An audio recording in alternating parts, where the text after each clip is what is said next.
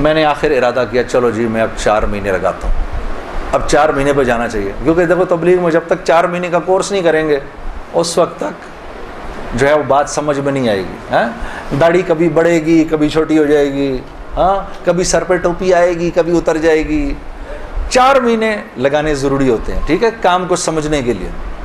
کیونکہ پہلے 40 دن جو ہے وہ دنیا کا جو ہے نا وہ رنگ اترتا ہے پہلے 40 دن میں، ہاں زنگ اترتا ہے پہلے. پھر اگلے 40 دن کے اندر تبلیغ کا تھوڑا رنگ چڑھتا ہے، پھر اس سے اگلے 40 دن میں کچھ اللہ کی معرفت نصیب ہوتی ہے، کچھ تعلق بنتا ہے جا کر. پھر اگر وہ جڑا رہے تو پھر اللہ اس کو سوسائٹی پروف بنا دیتا ہے، اس کے اوپر لوگوں کی باتوں کا اثر نہیں ہوتا. ہاں پھر ایسے لوگ جہاں بھی جاتے ہیں ماحول بن جاتا ہے، خود بخود ہی ماحول بن جاتا ہے. اب میں نے ارادہ کیا جی 40 دن لگانے ہیں میں، اور 40 دن کا 4 مہینے لگانے ہیں. میں نے اپنے دوست کے ساتھ مل کے ارادہ کر لیا.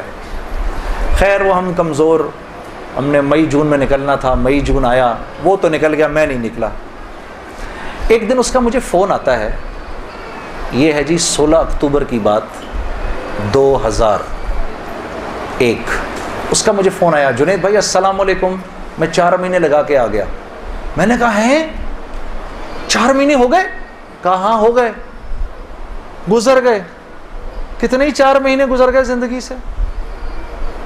میں نے کہا 4 مہینے گزر گئے؟ کہتا ہے لیکن مجھے پتہ نہیں میرے 4 مہینے کیسے لگے، ضائع ہی ہو گئے. میں نے کہا وہ کیسے؟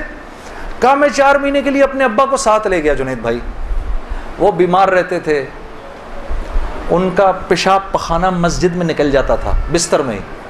یقین کرو روزانہ جنید بھائی میں نے کچھ نہیں کیا، صرف اپنے باپ کا پیشاب پخانہ صاف کیا. 4 مہینے.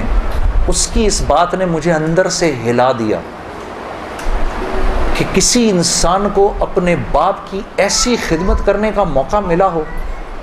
ہاں اور کہتا ہے پتہ نہیں میرے 4 مہینے تو کیا ہی لگے، میں تو سارا وقت باپ کی خدمت ہی کرتا رہا 4 مہینے. اور 4 مہینے کے بعد وہ آیا ہے اور اس کے باپ نے اس کو گلے لگا کے بولا بیٹا تیری وجہ سے میرے 4 مہینے لگ گئے. 2 دن بعد باپ کا انتقال ہو گیا. ہم خود جنازے میں تھے 2 دن.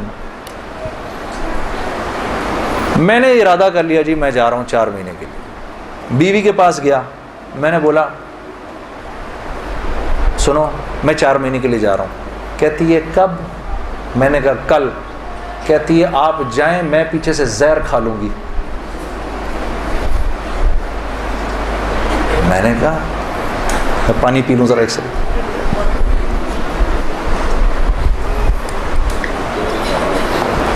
میں نے کہا یار اب میں سوچ رہا ہوں یار یہ چانس لیا جائے نہ لیا جائے، موقع تو بہت اچھا ہے.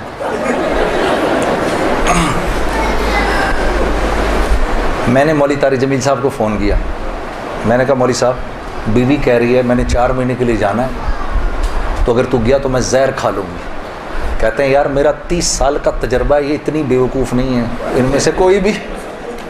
تو ایسے کر آج رات کو کھانے کے وقت نا ایک نوالا توڑ کے اس کے منہ میں ڈال دے. میں نے کہا مولوی صاحب یہ نہیں میری بیوی نوالا توڑ کے میرے منہ میں ڈالے، نہیں تو نوالا توڑ کے اس کے منہ میں ڈال. اب یار دیکھو میرے والد صاحب ہیں پٹھان، ماں ہندوستانی ہے، والد صاحب تو پٹھان ہیں. اب پٹھان اپنی بیوی کے منہ میں نوالا ڈالے. ہاں ویسے ہی ایک شرم آتی ہے اتنی، لیکن ہم ویسے ہی کہ شرم آ رہی ہے. میں کہا کس طرح کروں گا میں. اب ہم بیٹھے ہوئے میں کھانے پہ بیٹھے، مجھ سے کہہ رہی ہے آپ کھا کیوں نہیں رہے. میں نے کہا کھاتا ہوں. آخر میں نے دعا پڑھی جل تو جلال تو صاحب کمال تو آئی بلا کو ٹال تو، نوالا بنا کے بیوی کے منہ میں ڈال دیا. وہ ایسے جھیب سی گئی. یہ کس نے سکھایا آپ کو؟ میں نے کہا مولوی طارق جمیل صاحب نے. مجھے تو پہلے ہی پتا تھا کہ یہ ہونا کچھ نہیں اس سے. کہتی ہے ویسے آپ کی پوری تبلیغ میں نا ایک وہی آدمی ٹھیک ہے. کام کیا ہے آپ کو؟ میں نے کہا یار مجھے جانے دے 4 مہینے کے لیے.